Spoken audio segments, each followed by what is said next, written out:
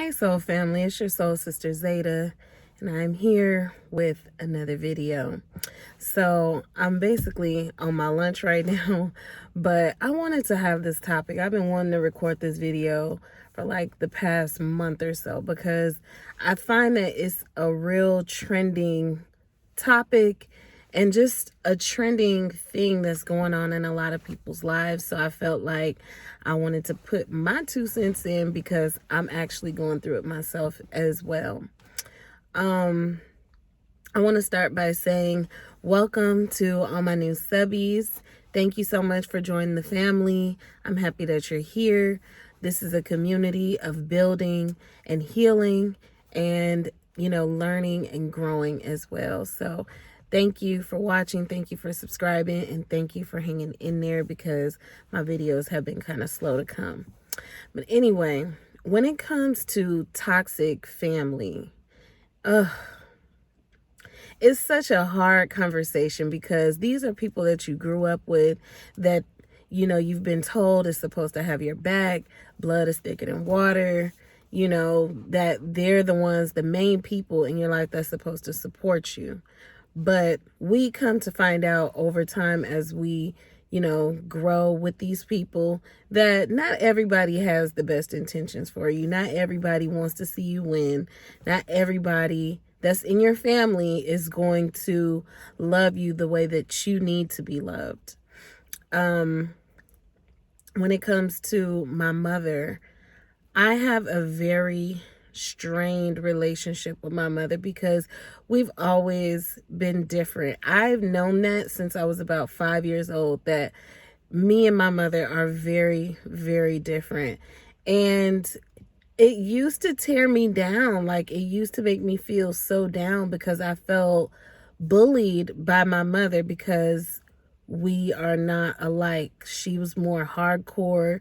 I come from a mother who's a strong Black woman, proud Black woman, a woman who don't need a man for nothing, always, had this inner fire and this inner anger towards people and, needed to make her strength known, very stubborn.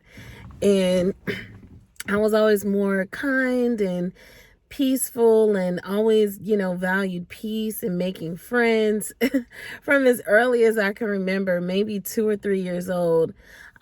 Always wanting to share and, hug people and, just be very nice. So I was always bullied, for being too nice, being what was told to me was being too nice. And, I needed to be more of a fighter and just be all these crazy things. So since I wasn't exactly like that, I used to get picked on by my mom. And it developed like this. I had a very unhealthy relationship with myself because I started to look at myself like I wasn't good enough. Like, I felt like nothing I did was ever good enough. And I didn't know how it would unfold and evolutionize in my life as I got older. Amongst other things as well. Just being too dark, at one point being too fat, or, always being compared to other people. And it just became a kryptonite in my life. Like, I always felt like I wasn't good enough. I always had to try extra hard, just to be noticed, to be liked. And even though I would be noticed and liked by other people, the one person that I wanted it to matter to the most, it didn't matter that much. And so what I realized now at this place in my life, that was my kryptonite. What this energy, this toxicity, and whatever chain that is still that still has a hold on her, it was locked on to me. And so what I realized is that I had to break that chain. I had to cut ties with that kryptonite. It doesn't mean forever, but sometimes we have to allow ourselves to be completely honest with ourselves about the people in our lives who are loving us right and who's not loving us right. And, understand that, yes, all families have flaws. None of us are perfect. We all, have our issues that we're dealing with. But when it causes a lot of dysfunction, trauma, anxiety, depression, when it causes all of those things in your life, you have to know when to cut ties with that energy. It doesn't mean forever, but hey, maybe sometimes it do. Sometimes it does. Just that simple. Sometimes you literally have to cut people off. You have to stand up for yourself and say, self, look, if I'm being completely honest with myself, why does this person's love hurt when they're my family? Why, when they tell me they love me, I don't feel it? It's just empty words if there's no action behind it.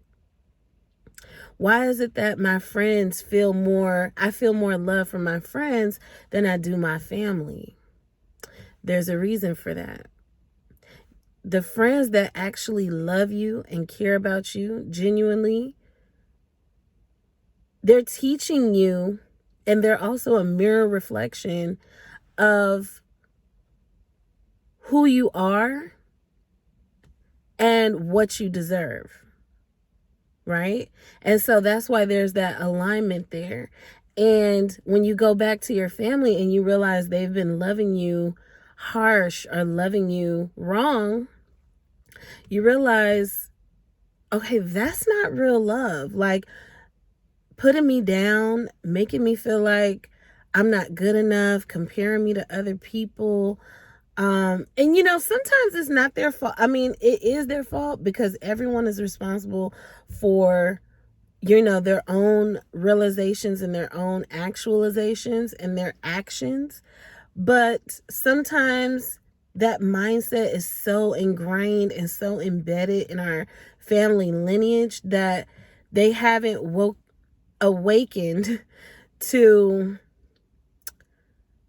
their true godhood, I should say. That's how I put it. They just haven't awakened to that godhood, which is love. They don't know, they haven't figured it out for themselves just yet. And so that's why when you know these things, it's like you can separate yourself from them. You can distance yourself from them, but still understand that they're going through their journey as well. If they pray for them, because prayer is healing, seriously. But it's like when these people have been loving you in a way that hurts, rather than elevate you or uplift you, and you let them know that from time and time again. I know it's so hard to cut these people off. I mean, it's completely hard, but it gets much easier when you realize what you truly deserve. Okay, so when it comes to cutting off toxic family, be honest with yourself about what it is that hurts you, what it is that has caused trauma and depression in your life when you deal with these people. And if it's something that is beyond repair or something that they just can't get, I'm saying you need to cut them off temporarily so that you can get your bearings, you get yourself strong, you build up your own confidence, you walk in your own power. And when you come back around to them, you say, hey, listen, if they start talking about you or talking down to you, talking about other people, talking about other family, hey, listen, I'm sorry. It makes me uncomfortable when you start gossiping and talking about so-and-so. I'm sorry. We're just not going to be able to continue this conversation. I'm going to have to talk to you later. cut it off, cut it short, and keep it moving. And just know that you are making the best decision for yourself. I know that it's so much easier to cut off friends, maybe even cousins, distant family. But when it comes to that close intermediate family, the people that you want to love you the most, it can be very devastating. It can be hard. We all know our parents don't live forever. People, we want to cherish these people as long as we can. But when it's harming us and hurting us more than it's helping, it's just not healthy. It's not healthy. And more than money, more than any material things, health is primary. Your health is primary. So I just wanted to come on here and throw in my 2 cents when it comes to toxic family. I'm right here with you, and this is such a new journey, but it's so liberating. It's so what's the word I'm looking for? It's just so empowering when you just cut ties with that negative energy. When you stand up for yourself and and just make the best decision for yourself. Just that one step pushes you in a whole new direction. It pushes you into a different level of independence. You know what I mean? And it's like, that's a part of growing up. No matter how old you are, no matter what phase of life you're in, when that type of energy that is so embedded in your family, if it's been holding you down, if it's been making you feel just so sad, confused, frustrated, not knowing what to do because it's your family, when you make that decision to go beyond, above and beyond that, and cut ties with it, it's like the next level. Okay? So just know that I'm here for you. I'm that helpful ear. I'm that soul sister that's going to have these conversations with you and, be here for you along this journey. We're all here growing and healing together. I'm signing out. This is the Twisted Healer, and we talk about all things about life, about growth, and about healing, so that we can be the best beings that we can while we're here on this planet. All right, so I will see you guys in the next one. And on that note, take care.